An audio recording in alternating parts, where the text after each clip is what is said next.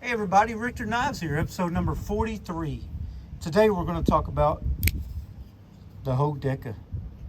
Ooh, made in the good old US of A, greatest country in the history of the planet, in the history of mankind, for Pete's sake. You know what I'm saying?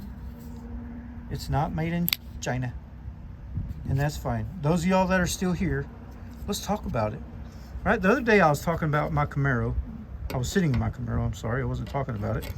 I was sitting in my Camaro, and I said that I would do a review of this knife. I think I can now. I think I'm qualified. I've carried this knife more than any other knife that I have since I've got it.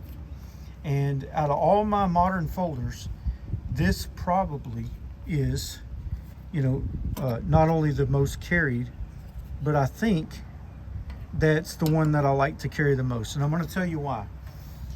This thing is compared a lot to the Bug Out, which you've all seen my Bug Out, and there's good reason for it to be compared to it. It's lightweight. It's got this axis lock, right? Well, they don't call that an axis lock, but it's. I mean, look, you have to compare them, right? It's in the same category. They made for the same thing. They're going to get comparisons. However, I'm not going to compare it too much. I want to leave it on its own. If the Bug Out never existed, let's just say that, would I carry this knife? Yes. Here's why. Number one, things I like about this knife. Number one is I like the blade. Now, they have another blade for this, and it's I believe a drop point. This is the Wharncliffe version, and I think it lends a lot to EDC, to do an EDC task. Where I work, this thing is highly useful. I think it's why I carry it a lot, because the blade being a Wharncliffe, I could use it to score a lot of tape. You know what I'm saying? Boxes, things like that. It's thin and slicey behind the edge. It's gonna cut. Look how thin that blade is. Another thing that I like about it is the thumb stud. Now, people will say they don't like this thumb stud because it's like too grippy or too knurly. I really like that, because on my Bug Out, which I said I wouldn't compare, it's not as easy to get to. I have to really push my thumb down in there. It may be these scales, aftermarket scales I put on it, but I just feel like it's a whole lot easier to use this one, and it's smoother. It's way smoother than my Bug Out. Now, that's my Bug Out, and to be honest with you, my Bug Out is actually pretty darn smooth. It's pretty drop shutty. And I know I'm kind of close to it right now. It's because where my camera's at, but it has very good action. I don't have to flick it out like a ninja. You know what I'm saying? I could just literally just pull this down and it drops. Great action, but this one is actually better. I say that and then that happens because I don't know how to do what I'm doing. This has very good action. It drops right down. See what I'm saying? Very good action. The detent is also a little better. So using this knife one-handed, no problem. No problem. I like the grip on the handle scales. Now, it's not my favorite looking knife. The handle scales, they're okay. Now, the material, this is what a lot of people don't like, is the material and the way it feels like plastic, like a Lego or something. And it does kind of have that feel a little bit, but honestly, it doesn't bother me. It really doesn't bother me at all. And they say, well, you can squeeze those scales and they squeeze them and they touch. Well, I mean, for God's sake, what are you doing with this knife that's a big deal? Now, if I feel like if I really bared down on this, I might could break it, but I think that's just the feel of it. I don't think you really could. Maybe you could. I haven't seen anybody do it, but why would you do that? If you're gonna every day use this knife, or not even every day, but if you're just gonna use it for everyday task or whatever, this is fine. There's nothing wrong with this at all. As a matter of fact, it disappears in your pocket. It's so light, right? Also, the blade balance, to the blade to handle balance. Look where I'm at. I'm right there, just to this side of the pivot. So it's not like falling over, you know, because the blade's so much heavier. Look at that. Let me put it right in the middle and see what happens. It's you know, it's obviously the balance is like right there. So the blade's not too heavy falling over, you know what I'm saying? It feels really good in the hand. Ergos are great. Not as good as the bug out in my opinion, because I can actually choke up a lot better on that bug out. I can get further up on there. And I feel like I'm kind of behind here, but honestly, the knurling right here is like in the perfect spot.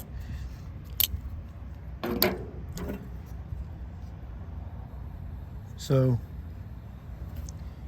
you know, and the design on these, they look pretty cool to me. I like the color. Now, one of these days I might get some new scales. Maybe not. Because I really like this the way it is.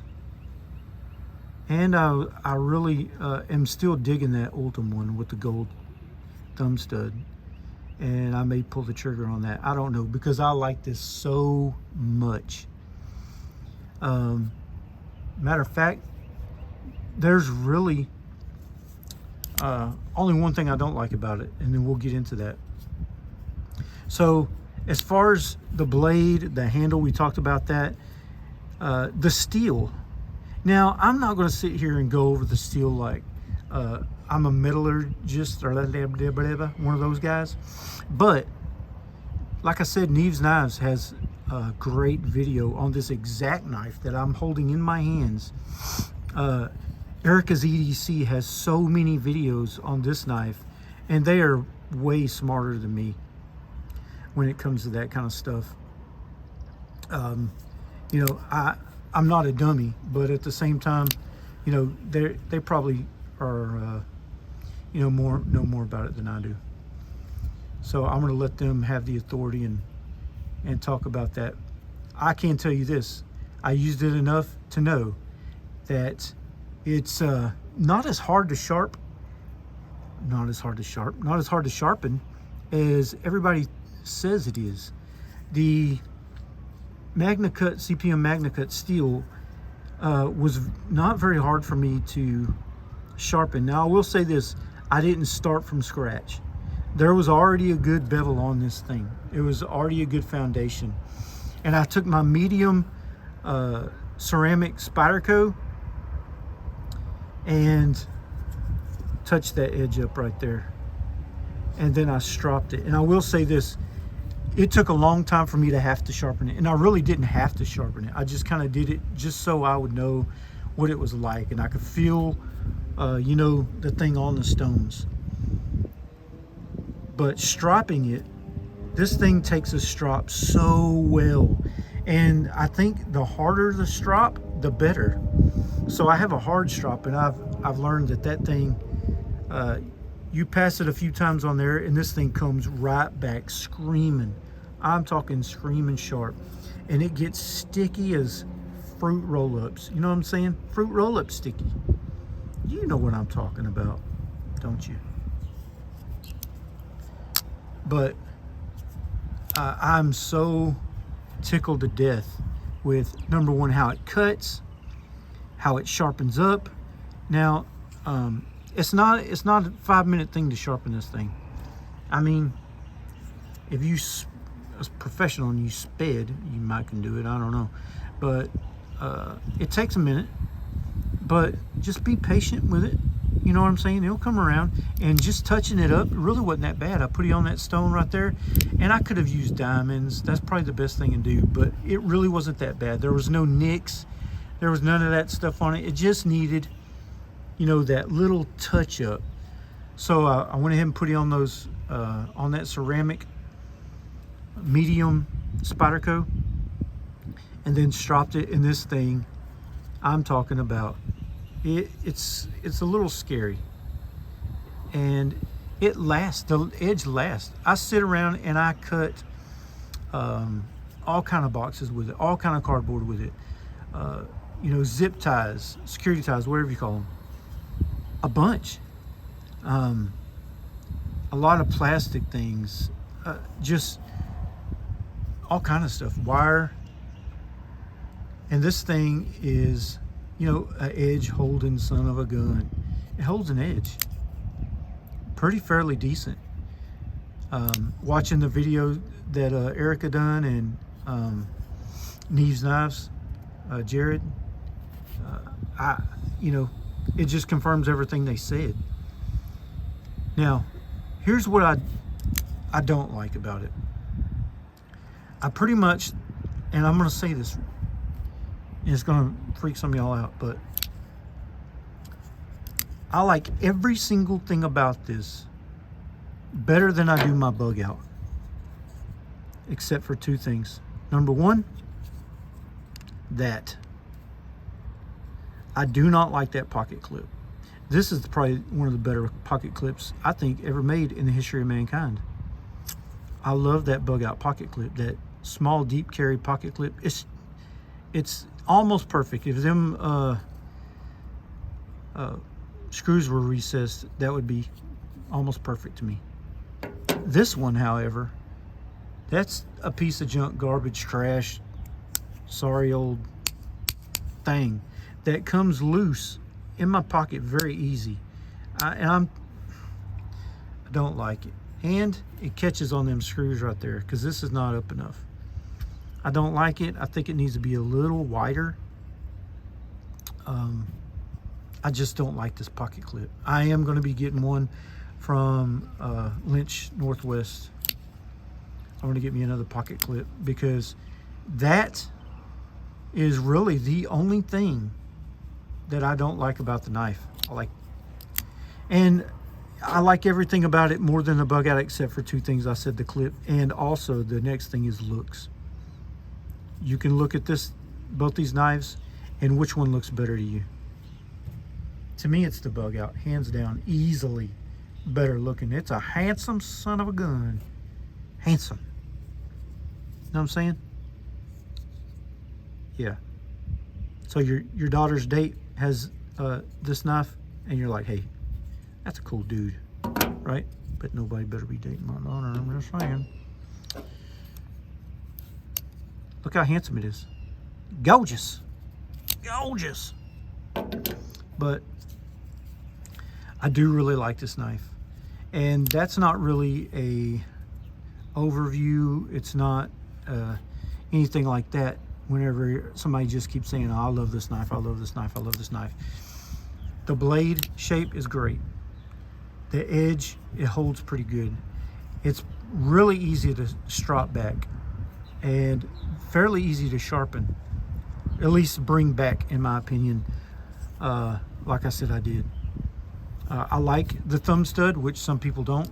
I feel like it gives you more, you know, confidence in that. You know what I'm saying? There's no blade play at all, up, down, left, right, nothing.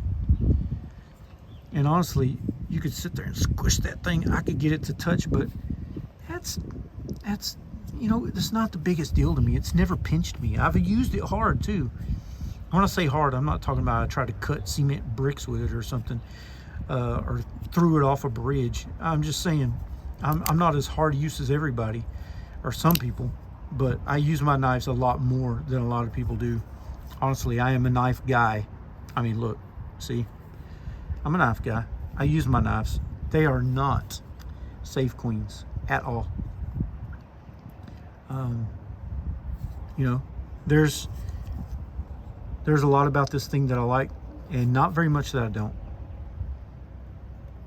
So I think, you know, the Wharncliffe blade is, you know, it kind of sells it for me. If I was to buy another one, I would still get another Wharncliffe blade because I already have, you know, I think the drop point is really close to the bug out. And it's almost like having two of the same thing. I don't know. I mean, I would have two of these, but I just like this blade for everyday things more than I do the bug out. Really, I really do. That's just my preference though. I mean, you folks, you may not like this at all. So that's pretty much 15 minutes of what I think about one knife. And I know I didn't go over everything, but now you know how I feel about it. I highly recommend it. They've got a bunch of different colors and a bunch of different, you know, knives that look different. They got two different blades, also different coatings. So, I mean, check it out. It's a cool flipping knife made right here on the good land. You know what I'm saying? USA. Cool knife. Easy to put in your pocket. Don't even know it's there. And buddy, it's ready to use. So, hey, if you're not subscribed, do the thing. Push the subscribe. And also like my videos if you would. If you really like the video, go ahead and push that button. Don't forget to also follow me on Instagram at Richter_knives.